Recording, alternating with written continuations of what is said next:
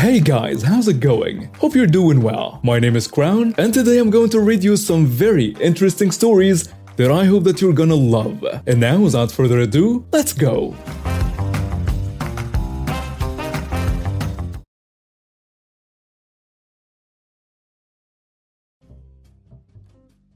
Several of the things before the gala I did not witness. I had to take Fred's word on this, but combined with the things I heard before and saw during the gala, I believed them.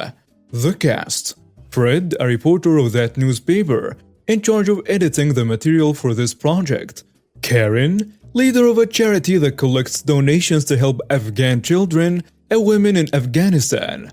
Ken, Karen's nephew and one of the editors at the newspaper, one level higher than Fred but not his direct superior. Eva, leader of a charity that distributes donated uncooked food for a week to the ones in need. Me, a guest at the gala and a friend of Fred. Background. A few years ago, in a time when a large amount of refugees came to my country and many charity organizations focused their efforts on them. But there were still several charities focusing on senior citizens, children, poor people, animal help, and so on. To honor the organization helping the society and to raise awareness, the local newspaper started a contest for the best charity in the region. Each week they would bring an article on one charity, and in the end the readers would vote who was the best. After that, a gala was held, a short film on each charity was presented, and the audience and jury would elect their favorite. The three votes would be merged into one result. The final winner would receive a £5,000 donation for the charity. The build-up. Over the time, all the charities were presented in a newspaper. Only two major incidents happened. Karen started suggesting that charities not focused on refugees should be expelled, because they are not following the needs of this time. Karen, supported by Ken, was ranting to the editors of the newspaper that Eva should be disqualified because this perverted guy is a racist. Eva's charity started to supply refugees with food in addition to the ones they already supplied. Everyone still got enough food and it was spread equally. No first come get best stuff. But after some refugees used their fest to get a place more at the front of the line, Eva split the handout day into 2 days, one for refugees and one for the other people in need. Both requests have been whipped away by the directors. After the articles, all charities supplied the newspaper Fred with videos of their work, and Fred came for a video interview. Fred had to cut it together to a video of a 2-minute interview and 3 minutes of their work. All charities sent in their video footage. All have been told it will be cut down to 3 minutes, so they should send around 5 to 10 minutes of their work. Most did as told. Karen sent in 8 hours of unedited, uncut videos from her last trip to Afghanistan. Fred asked her to narrow it down to the things she wanted to be in. She told him to shut up and do his job. She also demanded that her video has to be at least 15 minutes because her work with the lovely children is far more important than the useless stuff the others do. It went back and forth and she always demanded a longer video. Fred did his best and made 4 clips 3 minutes of good-looking stuff and asked which one she wanted. All of them, and some more. You missed some of the important stuff. You will not cut me down against these other organizations. Next were the interviews with the charity staff. Again, all went smooth with everyone except, you guessed it, Karen. The interview with Karen was by far the most difficult with all her demands on what he has to do exactly, as she tells him, or she will have Ken make HR kick him out. Fred did as she told him and got some nice video footage to work with. You should not threaten the job of someone, especially in Germany. We take this very personal, and so did Fred. But Karen gave him everything he needed. The day before the gala, Fred sent Karen 3 videos of 5 minutes lengths, 2 of 8 minutes lengths and 1 of 20 minutes lengths, and asked her which of these videos do you want to be played tomorrow evening. After 4 minutes he got the answer. The longest one, of course, as I have told you 1,000,000 times. Fred smiled, satisfied, I guess. The gala. As you might know, if a series of content is presented to you, at the end the first one is more present in your mind than most others, and the last one is by far the most present in your mind. So the last presentation spot gets a slight advantage. And who would have guessed? Shortly before the gala, Karen demanded a new spot when her video should be played. She needed the last spot because she had an important video chat with the children earlier that evening. The time of the gala would be in the middle of the night in Afghanistan, so sure she was about to chat with the children. I came quite early and was greeted outside not by the organizers from the newspaper, but by Karen, explaining to every visitor how great her charity is and how important her help is for the lovely children. The gala started, all groups got presented and praised, and the videos came up. As demanded, the last one was Karen's video. The interview part was normal, but after the 2 minutes it went on was her explaining how much money she saves after giving up her flat and moving into the house that charity was renting as office and storage. It's illegal to live in a designated office. How the nice furniture were donations to the charity and too good to waste them. And that it's just fair since she quit her job for the charity and the money she pays herself each month is only slightly more than she made before. Then the work footage came up. First came a nice video of her surrounded by smiling, waving children, all perfectly lined up. Then a video of the same setting, children not well organized, her pushing them around very forcefully onto the places she wanted them. A boy moved from his spot and she hit him in the face. "Stay on your place, you little rat. This has to be perfect. And stop crying or you get another one." The room was dead silence. You could have heard a butterfly sneeze if one had done so. Karen stormed out of the room shrieking, "This will have consequences." As you might have guessed, the audience and the jury voted her last place. The Fallout, a charity that taught refugees how to repair, donated bicycles that they could keep after repairing it, won the prize. Karen got fined for illegally living in a designated office building. The Office of Taxes checked her charity's paperwork and it came up. She stole a lot of money from that charity, enough to get it closed down, and she went to court. The result is not publicly known here, but she was no longer seen around. Ken tried to get Fred into trouble, but the directors stood on Fred's side. They just asked Fred to inform them next time and not pull such a stunt again. When I was a kid, I had this whistle that I got from my grandparents after they passed. I loved that whistle and wore it around my neck all the time. It was broken though, so it didn't make a sound, but it looked cool to me. One day the principal saw it and demanded I give it to him so I didn't disturb class and other students with it. Even though I tried explaining it's broken, he took it from me.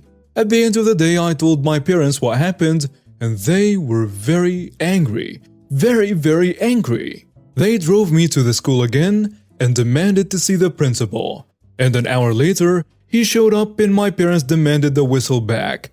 He denied ever taking anything from me, but they called nonsense and demanded it back or they would sue the school for inheritance theft. Still don't know what that means. And he groaned and went to his office to get it. When he gave it to me, I broke down crying. It was flattened, like someone put something heavy on it. It was fully broken and falling apart in my hands. My parents were absolutely livid and sued him for theft and destruction of property. His lawyer met with my parents and our lawyer and asked to settle out of court for the cost to replace or repair it. And they eventually got money from them out of court. Not sure how much. The whistle unfortunately was broken beyond repair, but my uncle, who had a blacksmith's hobby, said he could melt the metal to recreate a whistle. He said he doesn't know if it would work, but it would at least be made of the exact same metal of the other one. My parents agreed and he melted down the broken metal and used some of the compensation money for some extra materials to make sure he could make the new whistle. Maybe 8 or 9 days later he came to me and gave me the whistle. I was so happy and didn't stop giving him the biggest hug. It still didn't work, but I was happy to have the whistle back again. About 40 minutes ago, I was on my way home from my mom's house. As part of my journey, there is a stretch of road that is very well known in the area for street racing. There are 2 lanes in each direction as well as traffic lights exactly 1/4 of a mile apart. I was driving my 1972 Chevy Chevelle SS, as it's a rather nice day and it's going to be in the garage for the winter soon. That said, I also had my pup with me, German/Aussie Shepherd mix. And it's midday, not exactly prime hours for street racing. Not as if there is ever an acceptable time for it. As I'm sitting at the light, I hear a light honk to my left and look over. I see a kid that looks to be around 20 years old, and he's revving the piss out of his crap box. For the car people around, it was an E36 BMW with some mods done to it. How much? I have no idea. That kid starts gesturing for a street race, and I immediately shake my head no. He stands on his accelerator, letting his car backfire sounding like an AK-47. Cool guy. Anyways, I give him a clear thumbs down and look back ahead. He blows his horn and just keeps it pressed down so it's blaring. After 3 or 5 seconds of this, I look over and I see him holding a pistol with his free hand with a grimace on his face. Looking over his shoulder, I see there is nothing coming from the left. Quickly, I look right as I mash the accelerator, and then I look back left again, seeing no traffic. I kicked the clutch and flew through the intersection, immediately making a right-hand turn at the next light. As I'm driving, I'm calling 911, and I notice this kid is still behind me and is now heavily tailgating. I slow down with my blinker on and turn into a business center. Immediately, once I clear the center island, again kicking the clutch, forcing my car to 180, and I pull back onto the roadway. 911 has already put out officers to rush to me. The 911 operator gives me a route to drive in. I follow it to the letter. After about 2 miles, while I was doing 10 to 20 over the speed limit, trying to keep this guy from coming up beside me, as I'm terrified he's going to shoot, I see a state police SUV pass go in the opposite direction and immediately U-turn in the middle of the road, turning on every light and siren he has. Still doing 10 to 20 over the speed limit, the guy is tailgating and attempting to pass whenever he can.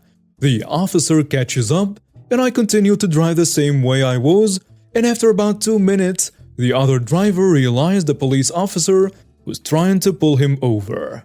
As a country-esque road veered off in a fork, this guy cuts hard right to take it with way too much speed and too much force.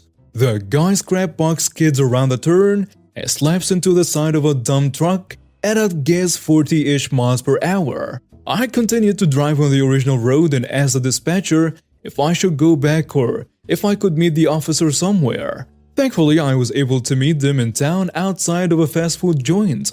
The guy has a broken collarbone and a slew of charges, including possession of a firearm by a felon. Thankfully, I will not have to go to court on this, as the officers saw more than enough to slam dunk every charge against him without my testimony. This is the story of how I almost died today for liking fast cars. Okay, just to clarify, this is my dad's story, so I don't know all the details, but I will try my best. So for some backstory, my dad is a painter and has his own business, and we are all well known around the area we live in. And my dad switched to contracts, which he didn't like doing, but people aren't as nice as they used to be. Okay, on to the story now. My dad was making a call for the job, and the customer lady had warned him before that the door at the front of her house tends to open, so she has a chain to keep it closed. My dad understood, and on the next day, he drove over to her house and the door was indeed open. He called the lady twice and there was no answer. So my dad had waited outside in his work truck. The lady then walks out of the house 10 minutes later and starts screaming at my dad. "What are you doing coming into my house while I'm taking a shower?" Dad says, I didn't. Your door was already open. I called to see if it was okay to come in, and you didn't answer. So I waited outside. Nonsense! Who else could have opened my door? My dad brings up that she had mentioned that it opens by itself at times, and she completely ignores it. After a while, she comes down and lets him start working.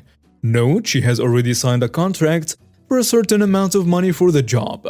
My dad was working on the deck and used the primer and then a layer of long-lasting paint.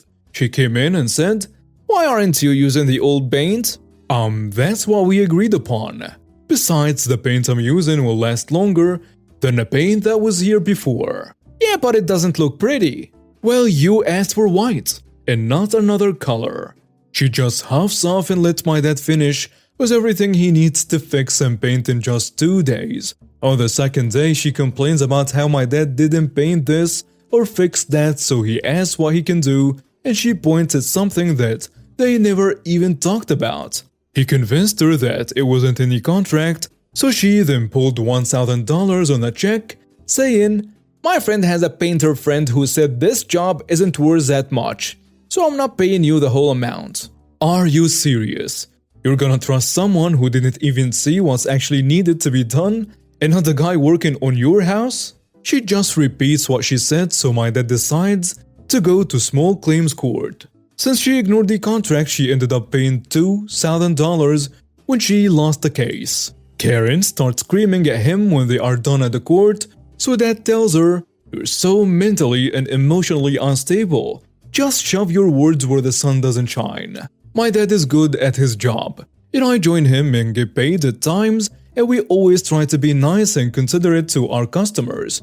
But this time we had to do something. We can't just be considerate to someone who tries to rip others off.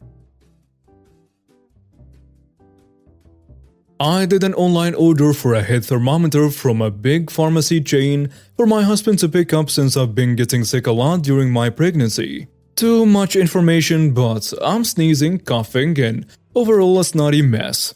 I don't have COVID, tested 3 times, so I figure it's some cold or something. Online it asks who is a pickup person. I entered my husband's name, then it asks for my billing information, all through my maiden name, which I do not use anymore. My husband treks to the store and calls me shortly after to tell me that they are refusing to give me the order because the name doesn't match. They are going by the billing address name, not the pickup name. I haven't used that name in years. Even with a picture of my ID, they refuse to give it. And he warns the staff I'm very sick and still demands I come in. There is no way for me to cancel. I have to wait over 2 weeks for the order to process through for a refund. Well, I guess I have no choice then. I waddle into the pharmacy, 7 months pregnant, sneezing and coughing up a storm. Her coworker is looking at me like I'm a bug, and I couldn't care less at the moment. Not a single employee wearing a mask. They wanted the sick customer to come in and put themselves and other customers at risk? Got it. Insanity. Thank you for watching and see you next time.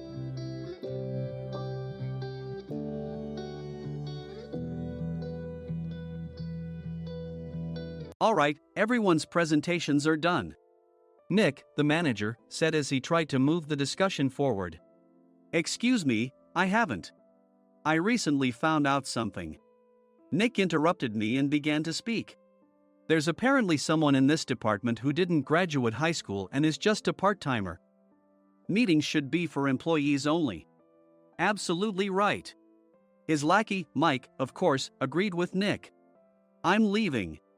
After leaving the meeting room, I started to shut down my computer. I noticed that an email had arrived, not in my personal inbox, but in the company's shared email. Thinking, there's no point in speaking up, no one will listen, I went home quietly. The next day, I heard a commotion from Nick's desk. He was staring at his computer screen, his face pale. Nick! Is something wrong? Mike looked at the screen with him. And he turned even paler than Nick. Why is he so angry? Knowing the reason for Mike's distress, I thought to myself, serves them right. My name is Adam. My mother passed away when I was in the 9th grade, and I was raised by my father. Well, you could hardly call it being raised. After my mother passed, my father changed. He drowned his sorrows in alcohol, and though he still went to work, he squandered our living expenses on horse racing. Because of that, I had to start working part-time as soon as I entered high school. Every month, I went to the convenience store with bills in hand that couldn't be auto-deducted from my father's account. Even though I endured it because I didn't want to be alone, I reached my limit in my second year of high school and dropped out. I found a live-in job at a distant inn. Thank you for everything. The day I left home, my father, still staring at the TV, spoke.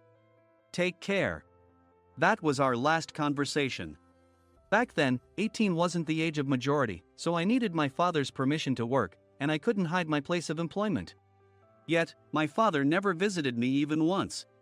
I kept working just to survive, and before I knew it, I was 42. Years of hard work paid off, and I was transferred to the headquarters. I was thrilled to be recognized by the company, as I thought I'd be working in the field until retirement due to my lack of formal education. Listen up. Our work can change the future of our employees. Don't drag us down. On my first day after the transfer, Nick, dressed in an expensive suit, spoke sternly. There was a reason for this. Our inn was located in a prominent tourist destination, known so well that everyone in the state could sing its commercial jingle. At its peak, we had 5 locations within the state. But that was long ago. Due to financial difficulties and aging facilities, only the place where I had worked for many years and the original establishment remained. I was prepared to lose my job anytime, but now there was a glimmer of hope. With the rise of social media, the tourist area where the inn was located started gaining attention again. Depending on how hard the sales department, where I was transferred, worked, we could either thrive or be forced to give up this prime location to the new hotel chains continuously popping up. For Nick, who had switched careers from another industry to strengthen our sales, this was a battle he couldn't afford to lose. I understood why he had to be strict. I will do my best. Nick sneered at my enthusiastic declaration. Did you not hear what I said? I'm sorry. I thought I was listening carefully. Out of habit from years of customer service, I apologized reflexively, though I had no idea what had offended him. Someone was watching me with a smirk. In this department, there are those who are expected to excel and those who have been shoved here because they have nowhere else to go. You are the latter. It was Mike, the section chief. He's 7 years younger, at 35. But he was called to headquarters much earlier than I was and had been moving around within the headquarters ever since. I'm not jealous, but I can't accept that he's my boss. Graduating from a prestigious university, he has an unusually high pride and caused many problems as a newbie, making things very difficult for me when I was the front desk leader. When I found out Mike was transferred to the sales department a month before me, I was disheartened. Mike is right. With just a middle school diploma, there's not much you can do. Don't even think about achieving results. As if I didn't exist, Nick remarked, I'm thirsty. Mike eagerly ran to the coffee maker. It seems Mike is Nick's lackey. I regretted being happy about my transfer to headquarters, wishing I had stayed on site forever. Send a direct mail to every company on this list by the end of the day. Nick only assigned me tasks that even a new graduate could handle. What? There are over 1,000 companies. You want me to send to all of them by today? Yes, if you and your fellow misfits split the work, even those with nowhere else to go should finish by today. I glanced at the employees typing away expressionlessly. They were worn out from customer service, only thinking about leaving on time, or were women reassigned after having children, with zero motivation for work. Even Sam, a new graduate from the same university as Mike, who was supposed to be among the expected achievers, had no enthusiasm for the job, having joined the company wanting to do customer service. I don't care what they say, I plan to quit anytime, he said. Only Nick and Mike were highly motivated, making all the decisions between the two of them. I originally only wanted to work at the inn to survive and had no particular attachment to this job. I swallowed my words, thinking I had no right to reprimand them. About a month after the transfer, Nick told us with a frustrated look. To commemorate the 50th anniversary, we've decided to create a plan exclusive for one group per day. Originally, Mike and I were supposed to come up with it, but our president, Mr. Thompson insists on hearing everyone's opinions. So, you all get a chance. As Nick explained, Mike began handing out prints. Make sure not to embarrass Nick. If your ideas are half-baked, you'll have to redo them. It seemed that they had printed his handwritten notes by Mr. Thompson, which included several questions and a section for free responses. It made sense why Nick had to seek our input, given that all responses had to be submitted to Mr. Thompson. We were given a week to think about it, and a meeting was scheduled to compile our ideas. My plan is to let guests enjoy both the old and modern America. Nick began the presentations. Guests would watch a master confectioner at a nearby traditional sweet shop make sweets in front of them. The welcome drink would be premium tea in a bottle. Nick's plan was certainly attractive. After his presentation, Nick called on us to present in the order we were seated. Just as I stood up for my turn. All right, everyone's presentations are done. Excuse me, I haven't. I recently found out something. Nick interrupted me. There's someone in this department who didn't graduate high school and is just a part-timer. He was likely talking about me. I joined the company as a part-timer and was made a full-time employee when I turned 20. That was 20 years ago, so Nick and Mike probably had no chance to know until recently. Meetings should be for employees only. Absolutely right. After that, Nick kept creating opportunities to solicit everyone's opinions, purposefully excluding me from speaking. The meeting unexpectedly heated up and went past the scheduled end time. A few people asked to leave, and the discussion continued with the remaining few. Still here? Normally, you'd leave in that situation. Though I had no attachment to the job initially, hearing kind words from customers made me want to make them happier. For someone like me, with nowhere to go, the inn was my home and customer service was my life. I felt pathetic about my current self. I'm leaving. I left the conference room and started shutting down my computer. I noticed an email had arrived, not in my personal inbox, but in the company's shared email. Thinking no one would listen to what I had to say anyway, I quietly went home. The next day, while preparing the DM as instructed, I heard a commotion from Nick's desk. In his haste to stand up, he hit his knee on the desk. He stared at his computer screen, his face pale. Nick! What's wrong? Mike, thinking he should be the first to rush over, approached Nick while still wearing his coat. He peered at the screen with Nick. And he turned even paler than Nick. Why is he so angry? Who is responsible for this company? Nick, more irritated than ever, asked, and Mike answered without checking. Probably Sam. Sam wasn't there because he was attending a morning training session for new hires. Nick gave up on getting angry and returned his gaze to the screen. They were looking at an email that arrived right after the end of the working day yesterday. Apparently, no one, including me, had checked it before leaving. The email was from a large company that used us for their annual employee trips. The president and executives of that company also frequently used our services personally. President of the company, Mr. Mason himself had declared that neither he nor his company would ever use our services again. Well, some companies cancel their employee trips or stop using our services due to financial struggles. Let's just move on. Mike kept wiping the sweat from his forehead with a handkerchief. Knowing why Mike was so agitated, I quietly watched their interaction. Do you know how much revenue we get from that company? We can find other guests to fill the rooms, but we'll lose the banquet costs, gift shop revenue, rental car fees, and more. Moreover, the gifts were supposed to be prepared by the traditional confectionery shop involved in Nick's proposed plan. If it's known that we incurred such a huge loss at this critical time, Nick's position in the company would be jeopardized. Nick took a deep breath, seemingly trying to calm himself. All right, Mike. Go to New York right now and apologize to Mr. Mason. What? You're coming with me, right? I have urgent work to do. I trust you, which is why I'm entrusting this to you. Please. Mike, believing Nick's sincerity, agreed with a determined look on his face, saying, yes. That's Nick for you. Even if Mike went to apologize, Nick would shift all the blame onto him if the client didn't change their mind. Well, it was Mike's fault to begin with, so it served him right. About 3 hours later, Sam answered a call from somewhere and repeatedly apologized, saying, I'm very sorry. Everyone watched to see what was happening. After ending the call, he informed Nick with a weary tone. When Mike arrived at the client's company, he only made things worse, further infuriating Mr. Mason. He was demanding, "Get his boss here immediately."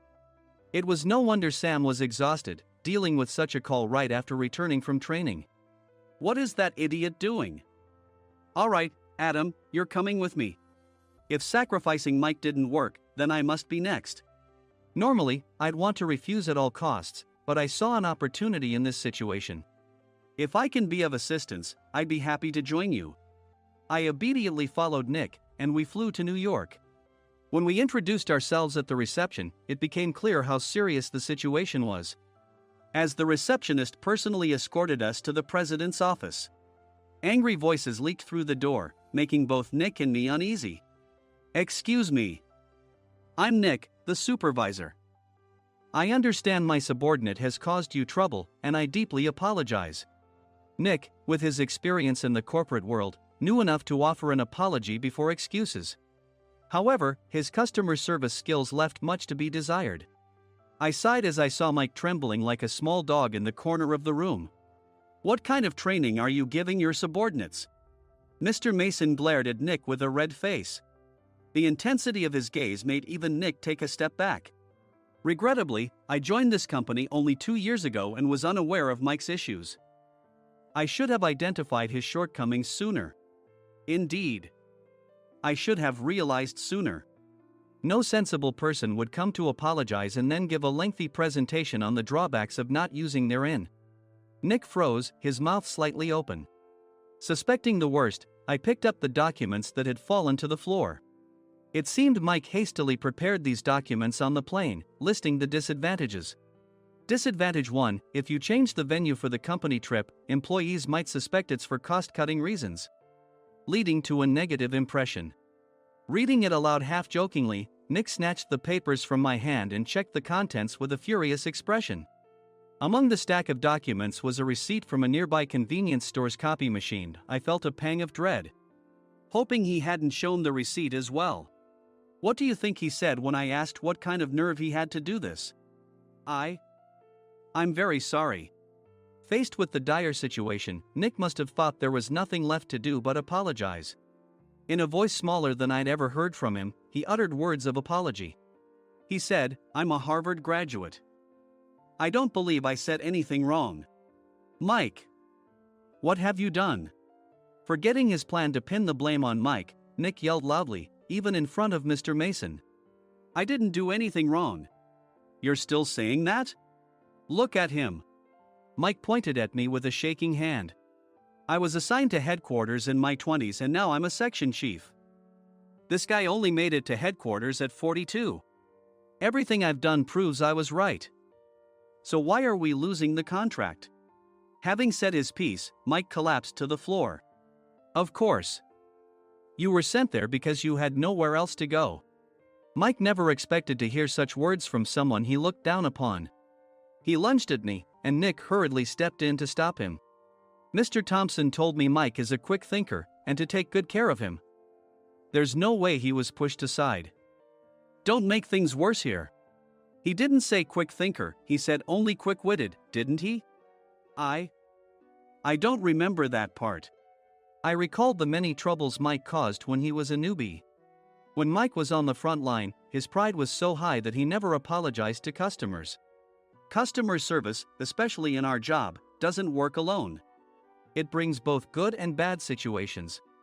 If the front staff or housekeepers made mistakes, or the cleaning company didn't properly clean a room, one had to apologize to the customers regardless of personal fault. Mike, in such situations, would never apologize, insisting he wasn't at fault. This often angered customers, and as the front desk leader, I frequently had to apologize on his behalf. He caused complaints and disrupted operations, which is why he was quickly moved to headquarters. In departments where he didn't interact directly with customers, his quick thinking was beneficial and things went well. But it seemed his flaws were starting to show. Corporate reservations are supposed to be entered into the system by the sales representative. But a quick check yesterday revealed that more than 10 items were missing from the client's reservation.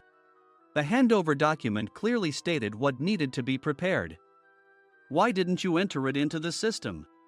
Why do we have to give them special treatment?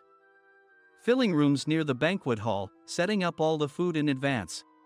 Specifying the brand of wine, they're too demanding. No wonder he always angered customers, I thought, feeling a headache coming on. Grouping them in rooms near the banquet hall is for our benefit too. It makes it easier for the staff to set up beds and serve breakfast since everyone's schedule is synchronized. As for the other requests, Mr. Mason suggested them to lighten our load. I didn't know that. Nick finally seemed to realize that Mike was the one who had angered the client. What did you say to them? I just told them we wouldn't give them special treatment anymore. We shouldn't waste effort on things that don't bring in money. I was utterly exasperated at his lack of understanding of customer service. Of course, we shouldn't comply with unreasonable demands. But carrying over successful practices from past stays makes customers feel remembered and enhances their experience. Good memories encourage repeat visits. That's part of our job. I looked down at Mike, who was sitting on the floor. In our job, nothing is a waste. Mr. Thompson likely moved you to the sales department, hoping you'd finally understand this. How do you think he feels now that you've failed to meet his expectations? Mike, tears in his eyes, fled the president's office. I was amazed he still hadn't apologized. You have it tough, Adam.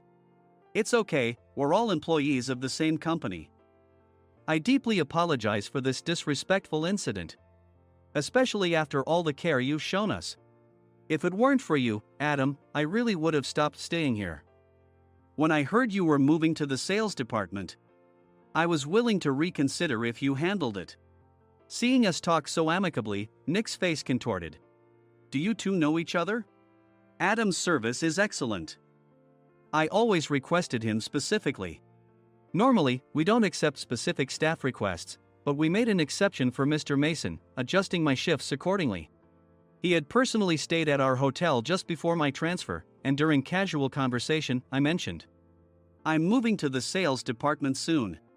If I hadn't told him then, things could have been much worse. Please continue to take care of us. I look forward to it. On the return flight, Nick awkwardly offered me a can of beer. It's still working hours. Of course, I had no intention of forgiving him for a single beer. Nick might try to pin everything on Mike and avoid any consequences. While pondering this, a startling fact came to light. Nick, the tea bottles for the plan have arrived.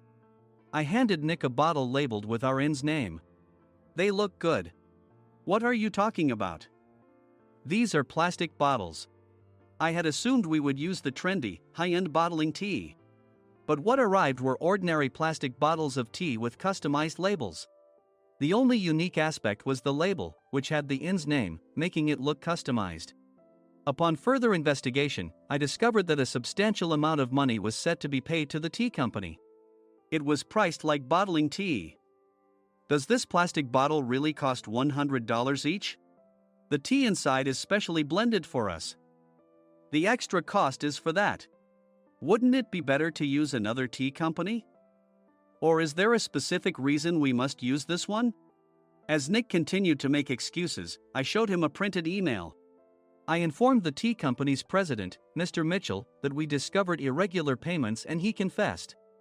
He said you two were high school classmates and planned to split the extra money. That idiot. Why did he confess? That's not important. You should worry about yourself, this could turn into a police matter. Opening the bottle cap, I suggested. How about calming down with this tea? It supposedly has a relaxing effect. Nick drank the tea frantically. In the following days, decisions were made about their fates. Mike was reassigned to the General Affairs Department, with no chance of transfer or promotion, as per Mr. Thompson's orders. As for Nick, since the payment to the tea company hadn't yet been made, he narrowly avoided legal trouble. Instead, he was encouraged to leave the company, and to avoid further complications, Nick submitted his resignation. Rumor has it that connections between HR departments have made it difficult for him to find new employment. Even though it was good to have those two gone, something unexpected happened in the sales department. Everyone became motivated and united in refining the 50th anniversary plan. In the end, my plan was adopted. We collaborated with the Tourist Information Center to provide personalized guides. The plan, tailored to the number of guests, was truly special for the 50th anniversary. Hey, is Adam's family coming to stay? I immediately booked that special plan for my family. Sam noticed it on the reservation list and quickly picked up on it. Yes, I'm inviting my father. That's great.